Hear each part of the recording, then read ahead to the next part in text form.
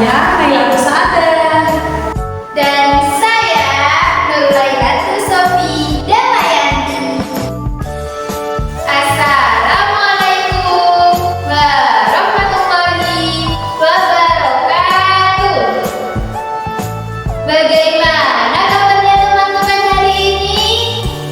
Alhamdulillah. Sebelum memulai pembelajaran, alangkah baiknya kita berdoa terlebih dahulu.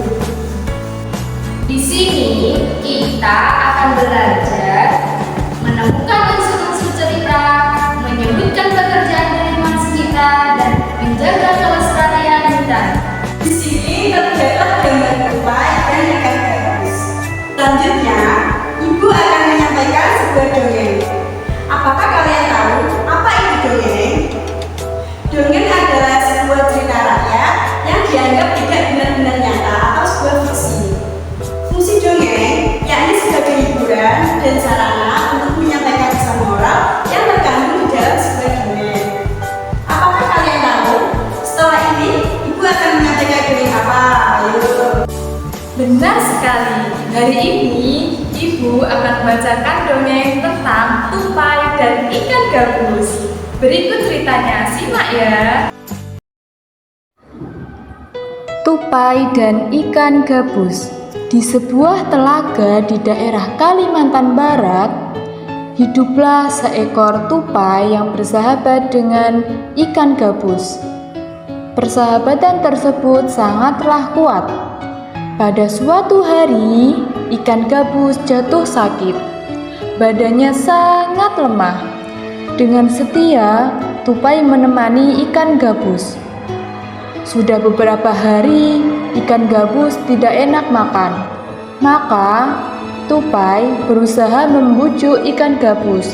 Namun, si ikan gabus hanya mau makan kalau diberi makan hati ikan hiu. Mendengar permintaan ikan gabus, tupai menjadi sangat sedih.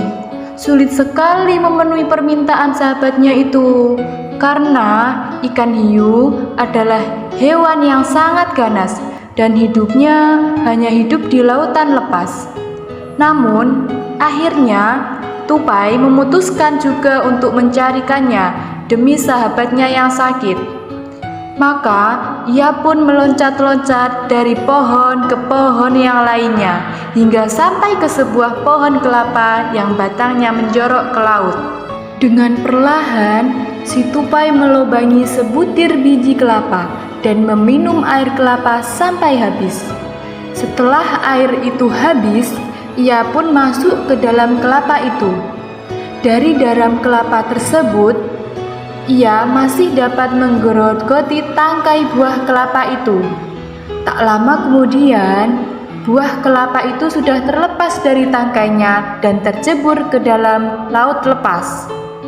Saat itu, ombak laut sangat besar, sehingga dalam waktu yang tidak lama, buah kelapa itu berada di tengah laut lepas. Tiba-tiba, datanglah seekor ikan hiu besar. Dengan segera ia menelan biji kelapa tersebut bulat-bulat. Setelah berada di dalam perut ikan itu, si tupai lalu menggigit hatinya. Ikan hiu menggelepar-gelepar menuju pantai. Sesampainya di pantai, ikan hiu sudah kehabisan tenaga dan akhirnya mati. Dengan senang hati si tupai membawa hati ikan hiu untuk sahabatnya. Dan dengan ajaibnya, setelah memakan hati ikan hiu, si ikan gabus menjadi sembuh. Sembuh total. Ia meloncat-loncat dengan gembira. Ia pun berjanji kepada tupai akan menolong si tupai kalau ia sedang sakit di hari kemudian. Berdasarkan cerita tersebut, kita akan menemukan 7 unsur cerita. Yang pertama yaitu judul cerita. Yang kedua yaitu tokoh dalam cerita. Yang ketiga yaitu sifat tokoh dalam cerita. Yang keempat yaitu tempat terjadinya cerita. Yang kelima, dalam sebuah cerita pasti ada awal dan akhir dalam cerita.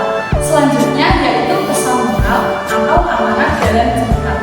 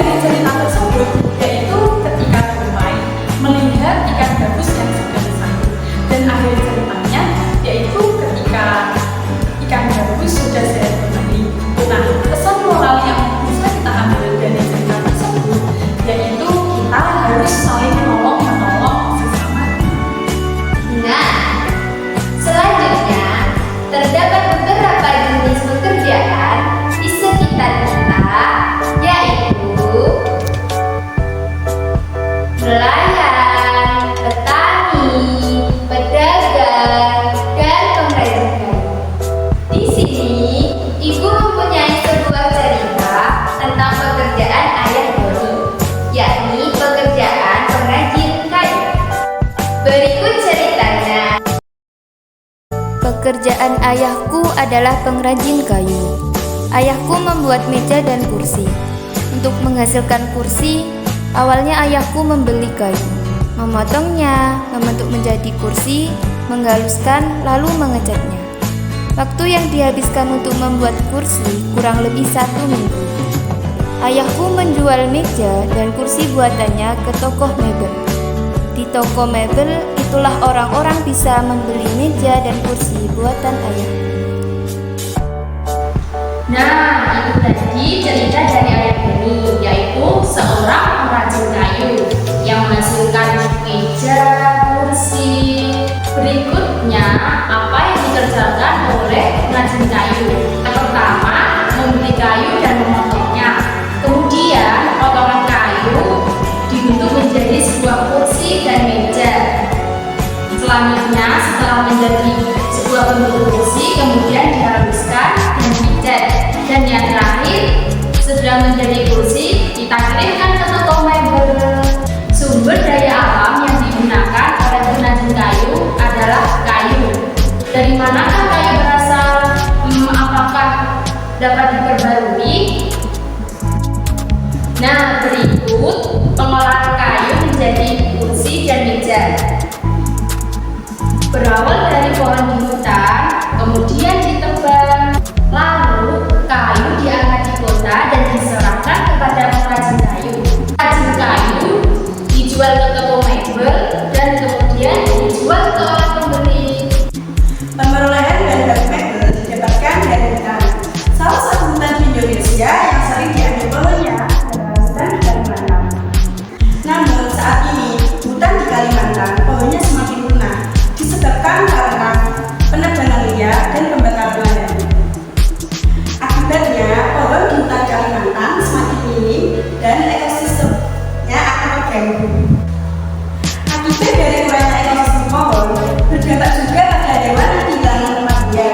Selain itu, penebangan pohon liar akan menyebabkan terjadinya tanah longsor. Penebangan yang terjadi harus memperhatikan kelestarian hutan dengan cara sebagai berikut. Yang pertama, memilih pohon yang berumur tua. Yang kedua, diiringi dengan penanaman hutan kembali atau yang disebut dengan reboisasi. Dalam pembelajaran hari ini, kita telah mempelajari 3 mata pelajaran. Yang pertama ada bahasa Indonesia, yaitu unsur-unsur yang terdapat dalam cerita. Yang kedua adalah IPA, yang mencakup cara merawat dan melestarikan alam. Yang ketiga yaitu IPS, yang mencakup tentang jenis-jenis pekerjaan orang tua. Sekian pembelajaran hari ini, semoga bermanfaat. Tetap semangat, jaga kesehatan, jangan lupa belajar. Wassalamualaikum warahmatullahi wabarakatuh. Sekian penyampaian materi dari kami. Kurang lebihnya kami mengucapkan mohon maaf yang sebesar-besarnya.